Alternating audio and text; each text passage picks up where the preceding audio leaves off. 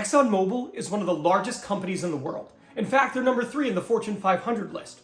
So getting a job there is incredibly competitive, but it's about to be a lot less competitive for you, because in today's video, I'm going to give you some of the actual interview questions they asked there in their interview, and I'm going to teach you from a recruiter's perspective how to answer them so you can stand out as the most hireable candidate and increase the likelihood of you getting an offer.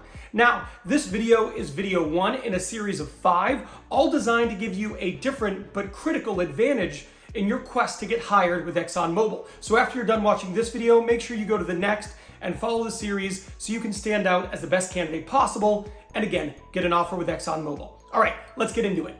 Now, this first question is a great question and it's an amazing opportunity. They're going to ask you, why is this role with ExxonMobil the right position for you at this time in your career? And they're basically asking you, okay, here we are at this snapshot moment of time. Why right now is this the right role for you and why with this company? The way you want to look at this is you want to make sure you view it not as a question designed to stump you, but rather an opportunity for you to give a 60-second commercial on yourself. You want to talk through what you've done, how you've progressed in your career leading up to this, and why you're a great fit. So you might want to talk about some of the must-haves in the role. Some of the things they're saying, this person must have this, must have this. And you want to sell yourself talking about maybe real quickly some of the projects you've had and how you've been able to succeed in similar roles in the past. Another important part of this is that you absolutely have to have passion in your answer.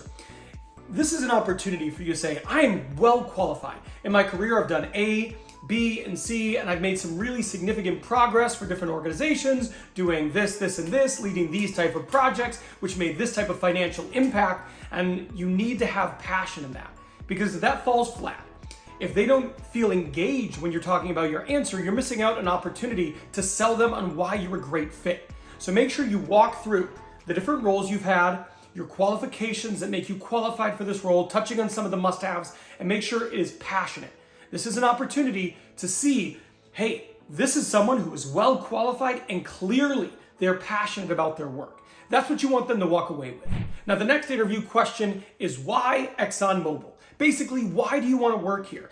And I always say this is probably the most important question you're going to get asked in the interview process. And most companies are going to ask you some version of this question. Now, the key to answering this question for any company is using the 50-50 rule. Now, the 50-50 rule states that when someone asks you, why do you want to work here? The first 50% of your answer, well, that needs to be about the company.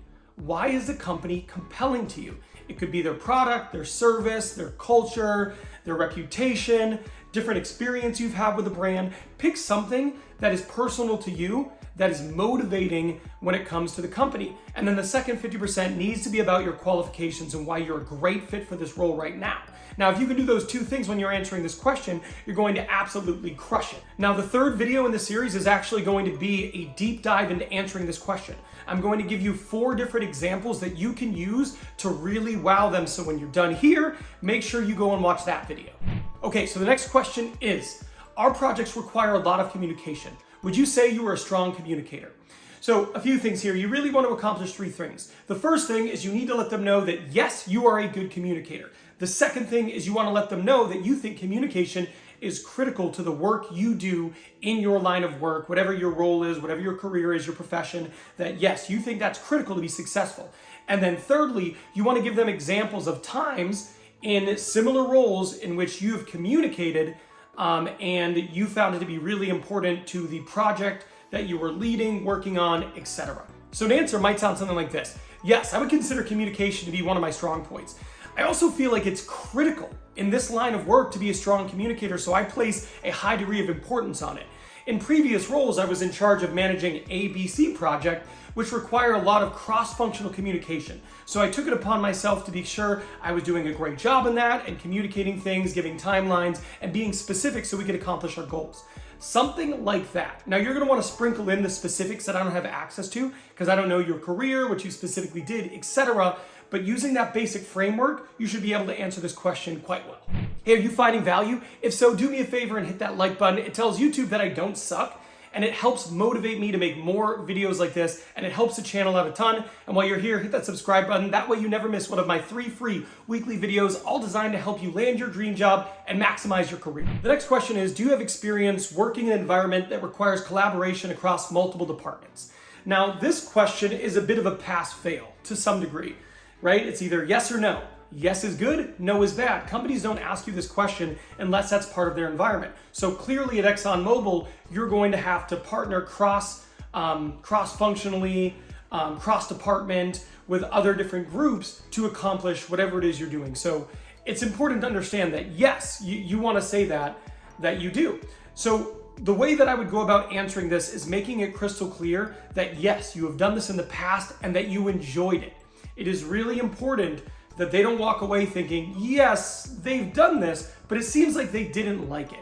Because if they're asking a question like this, it is clearly critical to their operations. So let them know that yes, you've done it in the past, you've enjoyed doing this and have passion around your answer. Maybe give a specific project or two in which you've led and you've worked cross-functionally.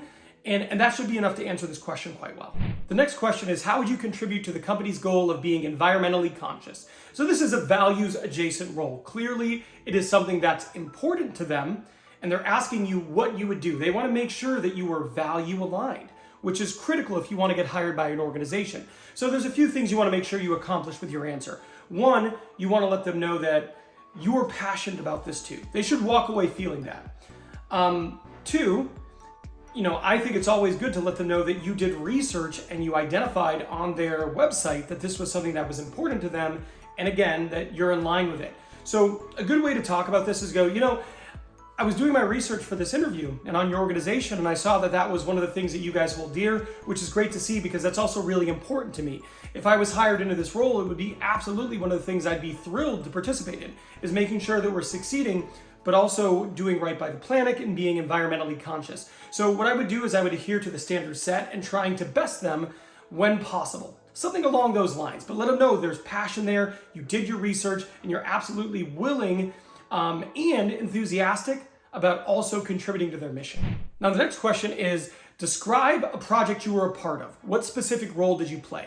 So there's a few things here. This isn't a behavioral interview question, which is, give me an example of a time when, but it is very similar.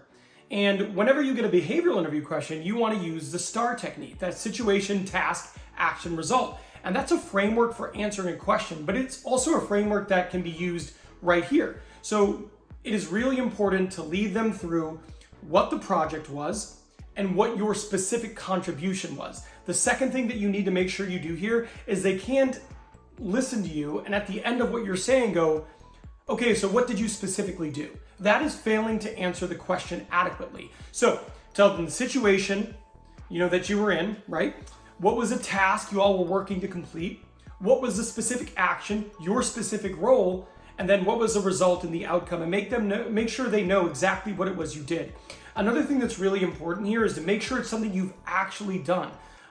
One of the mistakes people make is sometimes they talk about projects that they knew were going on, but they weren't actually a part of because they feel like it's a more impressive answer. The problem with this is then they might ask you additional follow-up questions. And if you weren't actually involved in the project, well, it's going to be impossible for you to access that information real time. And it's going to come off as you weren't as involved as you're making it out to be, or you don't have an accurate recollection of what actually took place. Neither one of those things is really good for you. This next question is, if we were to call your previous employers, what would they say about you?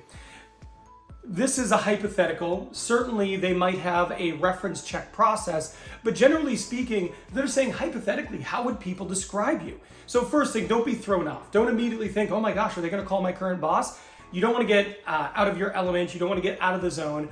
But what's important here is to have a Venn diagram and hit the overlap, right? So the first is things that are accurate about you and things that would make a person a good fit for this role. Talk about the things in here, okay? What are the things that are accurate that would make you well qualified and a great fit for this role? And those are the things. You're not gonna say every single thing about you, but things like they would say, I'm reliable, hardworking, team player. Those are things everybody wants to hear. So find things that would make you a good fit for the role that are true and play those things up.